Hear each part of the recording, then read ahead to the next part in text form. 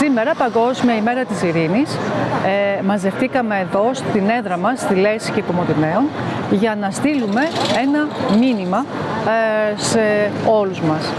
Η ειρήνη είναι ένα πάρα πολύ σημαντικό αγαθό, είναι στους στόχους του Rotary και μια από τις βασικές επιδιώξεις μας είναι να δημιουργούμε ελπίδα στον κόσμο. Σήμερα η μέρα αυτή καθιερώθηκε, γιορτάζεται καθώς γίνεται η Γενική Συνδιάσκεψη του ΟΗΕ και ο στόχος είναι η κατάπαυση του πυρός και της βίας σε όλο τον κόσμο.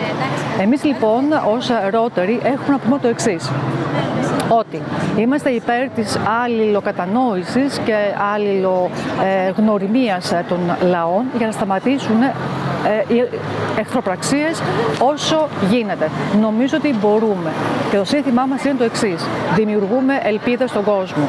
Όπως είπε ο Μαχάτμα Γκάντι, όταν θα νικήσει η δύναμη της αγάπης και όχι η αγάπη της δύναμης, τότε θα δημιουργηθεί στον κόσμο η ειρήνη. Επίσης, θα θέλαμε σήμερα, μια τόσο σημαντική μέρα, να ευχαριστήσουμε από καρδιάς, να ευχαριστήσουμε όλους όσους στην δύσκολη περίοδο των πυρκαγιών αγωνίστηκαν για να σώσουν τον τόπο μας. Να ευχαριστήσουμε τους πυροσβέστες, το στρατό, τους νοσηλευτές, την αστυνομία, τους πολίτες, τους εθελοντές, όλους όσους στάθηκαν αλληλέγγυοι και πρόσφεραν όχι μόνο ήδη, αλλά οι ίδιοι συστρατεύτηκαν και αγωνίστηκαν και ανταποκρίθηκαν στο κάλεσμα των φορέων.